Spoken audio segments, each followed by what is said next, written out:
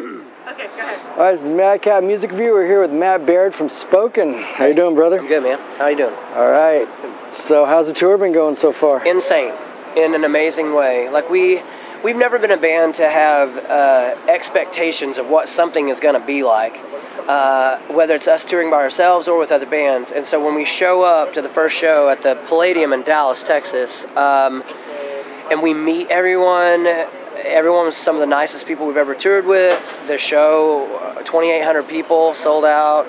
The fans, like Volbeat's fans, were so nice to us and so just welcoming. It was an amazing show. It was so cool, and every show has been like that. Their fans have embraced it. Volbeat, I say it so often, they're some of the nicest people we've ever toured with, which is really crazy, but it's amazing. The nuts, the crowd that, I mean, just...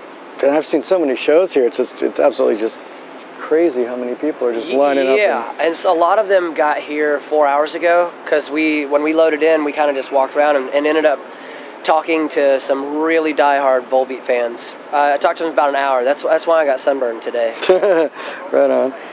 So there's a good gap between your self-titled, the last album in 07, and then Illusion. What was going on? I know you guys toured a lot between them, but what was going on? Yeah, I mean, we tour 8 months out of the year. We live in 3 different states.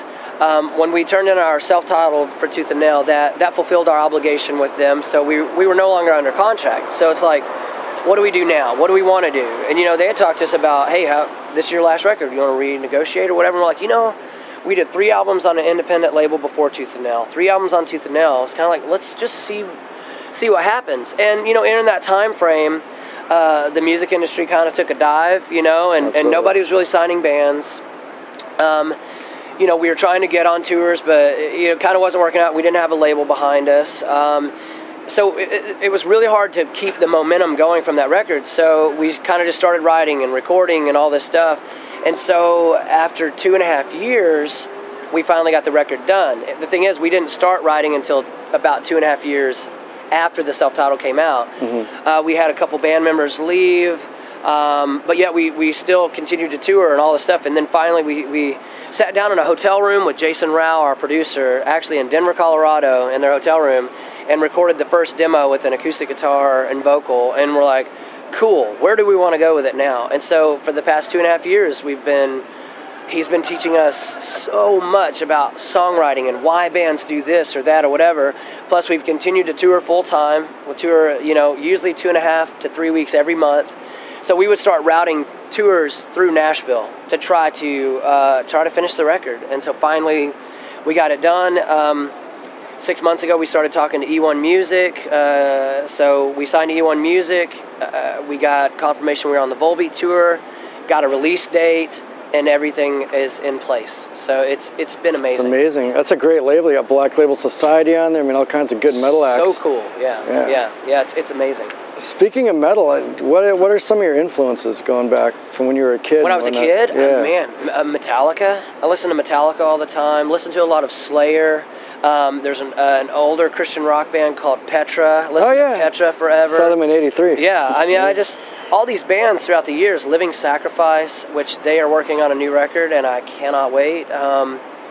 But it's just all kinds of bands. But now it'd be like The Used or Seven Dust or, the Deftones have been an influence for 15 years. Some of the metalcore kind of bands. Yeah, just we like all kinds of music. My favorite artist now is Keith Urban, so a country artist he's my favorite. And it's just, I think there's influences. All of us listen to all kinds of different music, but we're able to capture kind of our own thing with a really aggressive kind of metal meets melodic band. So it's interesting.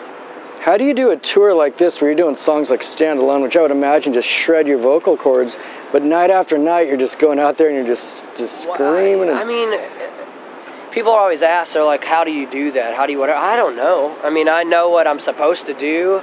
I'm not one that, I don't like it when bands don't hit the high notes or where they don't scream certain parts. I just kind of like, here's what the record does, go out and do it. That's kind of my mindset. And, a lot of times doing the screaming stuff is a lot easier than the singing stuff. So It's kind of just, There's no waking up the next morning being like, I need a couple things of lemon tea and some honey. I'm a coffee guy, so I wake up, have a cup of coffee. I'm usually on the phone most of the day. I'm a channel surfer, so I'm trying to find a new song on the radio to listen to. You hear the ones you know, and you're singing along. Get to the venue, talk to people the whole time, from load in until we leave. Mm-hmm. So, it's always going. I mean, so I don't know. I can't explain it. I know that some nights are a little harder than others, but I just push harder, breathe deeper. I don't know. Yeah. Through it all, the lead off, I think that was the lead single you guys chose, wasn't it? Yeah, it's the first single, yeah. Like I was telling you earlier, it's just amazing to me. It was written about the Joplin tragedy, but it's just so universal and just giving hope, which I think is so much needed in this world. Man, that's our purpose. Our whole thing is just to be like, hey man, we have hope. We have found hope.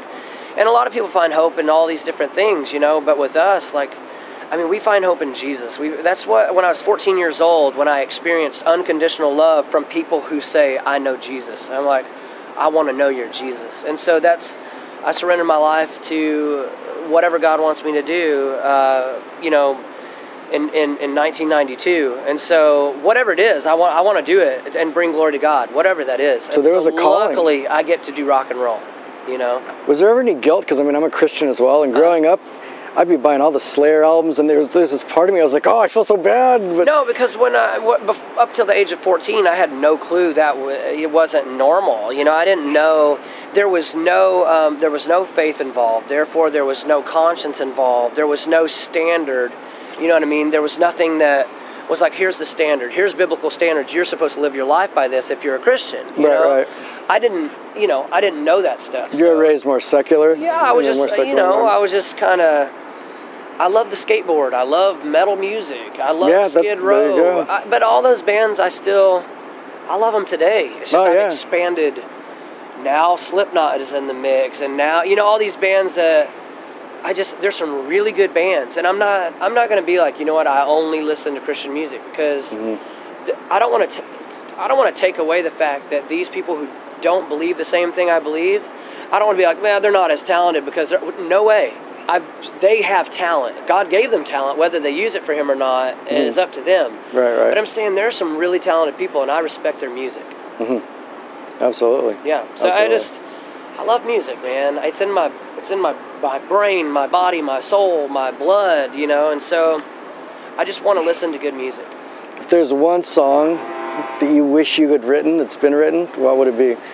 Well, if you could pick one song that you just wish that you had... Faithfully by Journey. Really? Man. Wow. Man. There's so many of them. There's so many songs of bands. Yep. I wish I had written the music to Psychosocial by Slipknot. It's just it is such a pop metal song. They captured exactly what they needed to capture in that song to make it radio friendly, heavy, and to appeal to a much broader variety of person. You know what I mean? But I would have loved to have written, With or Without You by U2. I would love to have written anything that Keith Urban has written. Mm-hmm. They're just Marina Del Rey by George Strait. If I could have written that song. It's just there's a lot, and and then you get into a lot of worship songs that I wish I had my hand in. It's just there are a lot of great songs. Yeah, absolutely. And I love all kinds of music. That's good. That's great. Yeah.